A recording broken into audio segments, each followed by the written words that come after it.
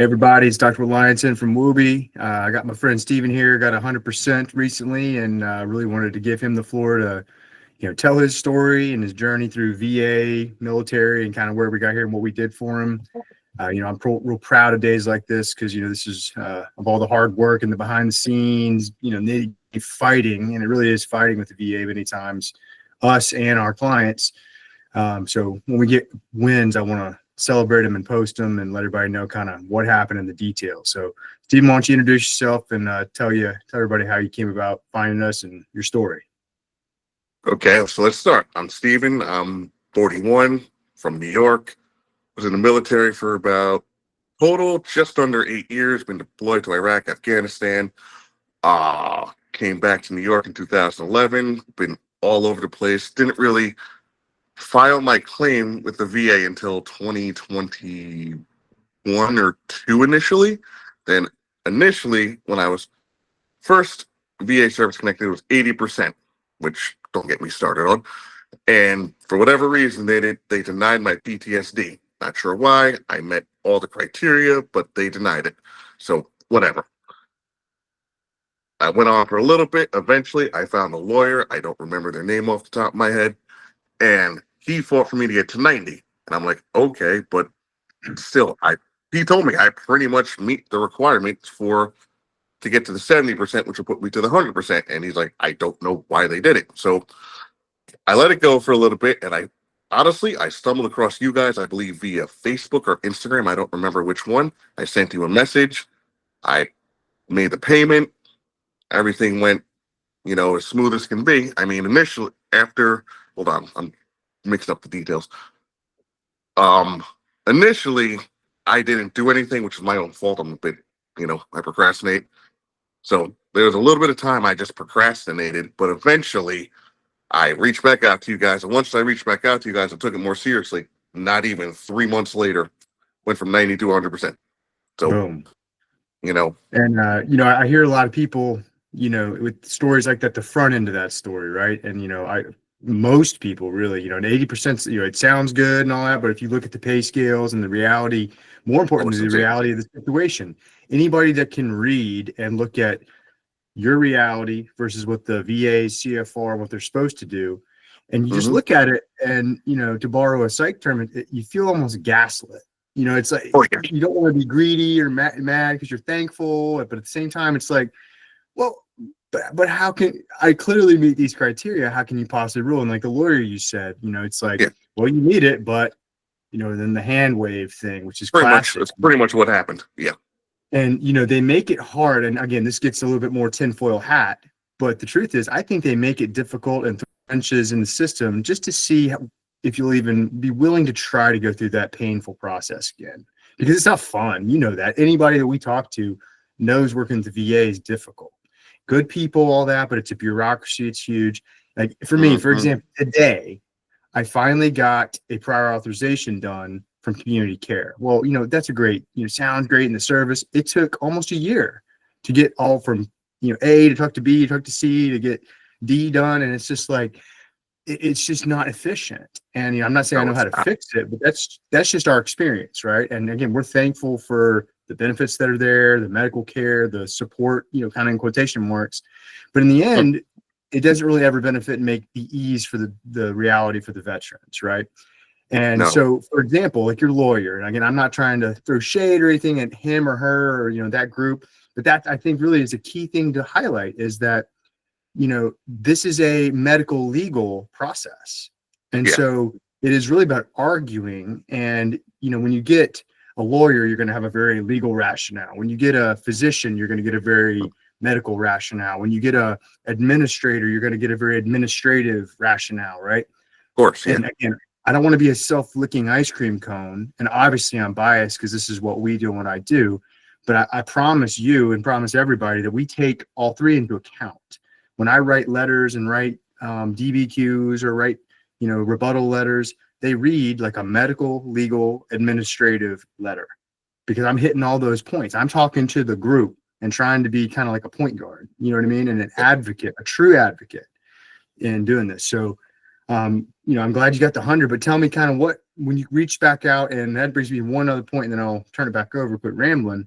But it takes, and I really believe this, is it takes a partnership, right? It's not a passive process. So like you engaging with what we want to do, but it does take work on your end. It takes work on our end for sure. But you know, that's how good things get done, is you take a role and a stake in the process. And the more you learn about it, I think the better and quicker outcomes come. So what did we actually do once you reached back out? What was the process for you?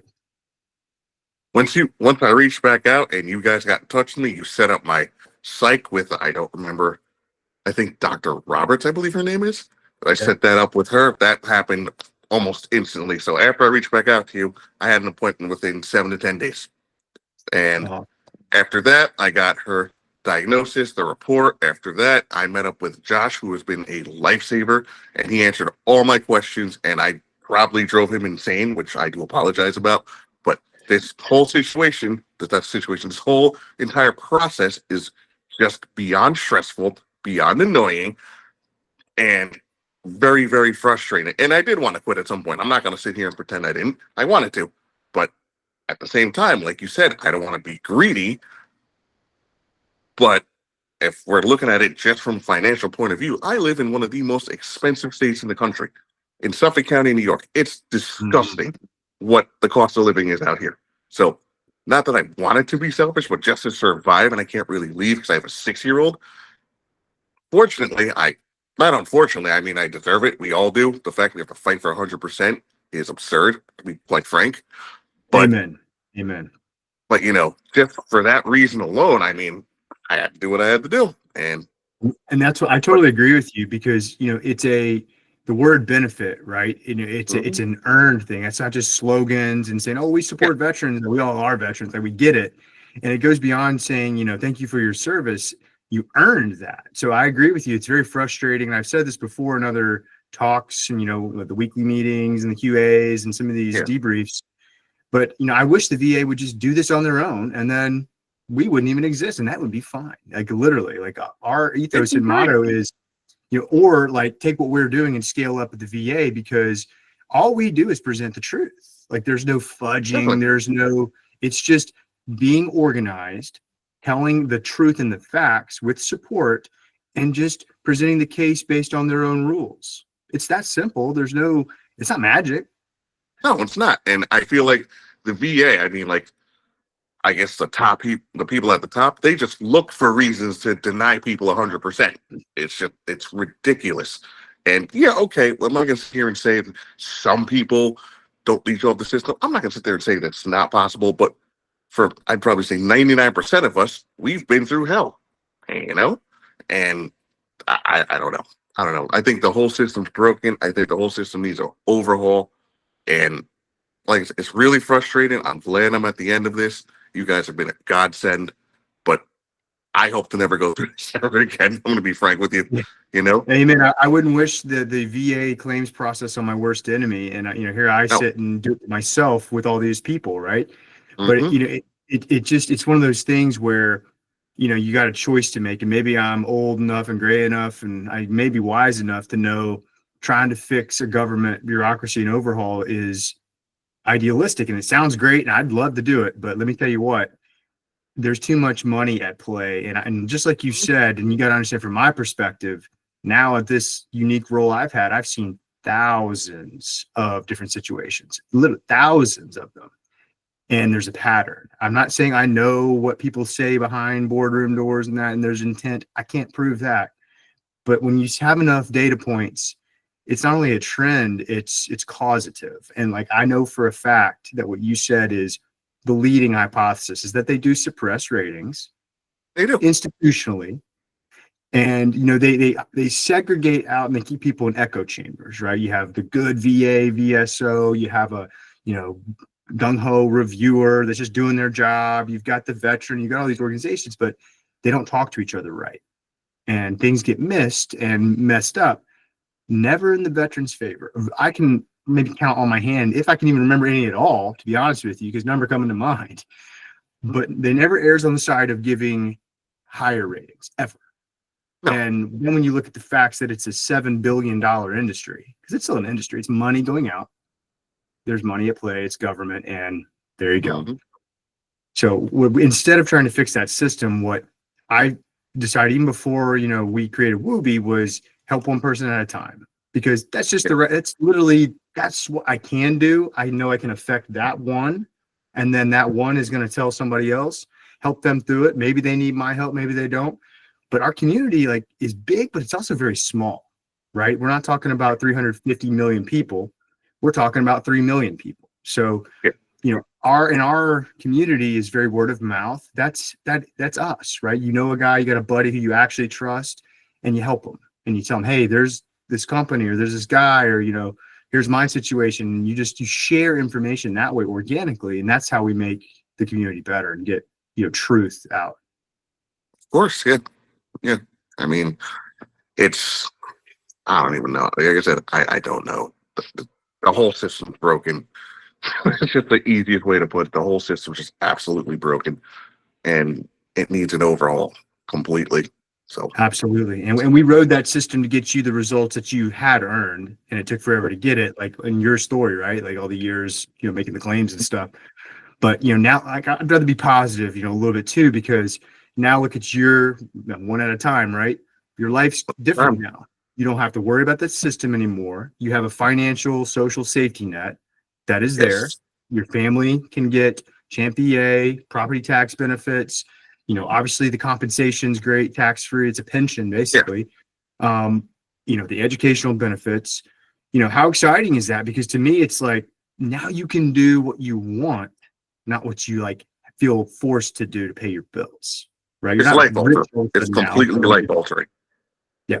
And now you can invest in yourself and find your passion, and whatever that may be, right? You may be focusing on staying at home with your family, being a better spouse, father, hobbies, or it could be education, business creation. Like the sky's the limit, and I love it. It gives me the chills, because it's just that ripple effect, the domino effect of one good outcome at a time. Eventually it catches a wave, and I love it. So what do you intend to do now? Now that you've got your 100%, what's your plans? Well, I'm still working. I'm actually at work now. I'm not going to say where for obvious reasons. I'm at work taking a quick break. I'm going to probably get back to it. But honestly, this is just a safety net. My job salary, enough to cover my bills. I'll basically use the benefits I have now basically as a safety net. Like you said, reinvest in myself, education, property tax benefits, which in New York State is significant. So, especially on Long Island, if you've dealt with anyone else, which I'm sure you probably have, from Long Island, Suffolk, Nassau counties, it's disgusting how expensive it is here. So any help that we can get, we take it. So that's basically what I just want. Oh, wow, I'm tired. That's basically what I just want to do. So just reinvest in myself, reinvest in my daughter's life, and go from there. And if I can help people, direct them to you or help them myself, that's what I'll do. Just, yeah. Like I said, I'm so tired. I'm sorry, I'm so tired today. I went to the Mets game last night, and I'm just shot. So, well, I appreciate the time, man. Again, I like showing faces to stories, because names are great, and posting results are cool from aggregate. But one person at a time, like seeing you, hearing your story, somebody sees this. That's what I want them to see, is like real people, real people that serve, like me and you. Now that have this weight lifted and this optimism going forward. So, Stephen, again, appreciate the time, and God bless you. If I can help you in the future, don't hesitate to reach out. I will not, Doc. Thank you very much for your time. Take care. All right. Take care of yourself. Bye.